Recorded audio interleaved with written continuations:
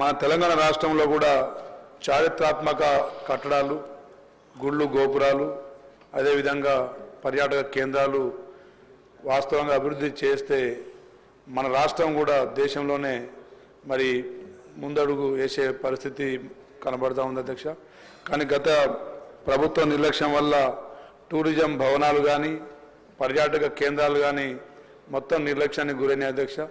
ముఖ్యంగా మా వరంగల్ ఉమ్మడి జిల్లాలో కాకతీయుల మరి కట్టడాలు, అదే కోట, అదేవిధంగా పాలకుర్తి సోమనాథుడి దేవాలయం, కురువి వీరభద్రుడు మరి ప్రసిద్ధిగాంచిన శివాలయం, అదేవిధంగా భద్రకాళి సమేత వీరభద్రుడు ఆలయం, అదేవిధంగా మాకుల వెంకటేశ్వర స్వామి ఆలయం, నరసింహులపేట వెంకటేశ్వర స్వామి లక్ష్మీనరసింహ స్వాముల ఆలయం, అదేవిధంగా పక్కనే పాకాల చెరువు, మరి ఇలాంటి ఎన్నో భీముని పాదం లాంటి జలపాతాలు ఉన్న మరి వరంగల్ని మరి ఎలాంటి టూరిజం అభివృద్ధికి నోచుకోకుండా గత ప్రభుత్వం నిర్లక్ష్యం చేసింది అధ్యక్ష.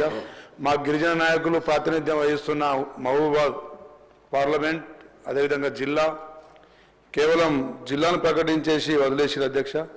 మరి ఎప్పుడు గిరిజన నాయకులని కనీసం మరి వారు కలుసుకోవడానికి కూడా అవకాశం ఇచ్చినట్టు ఎక్కడ కనబడలేదు అధ్యక్ష.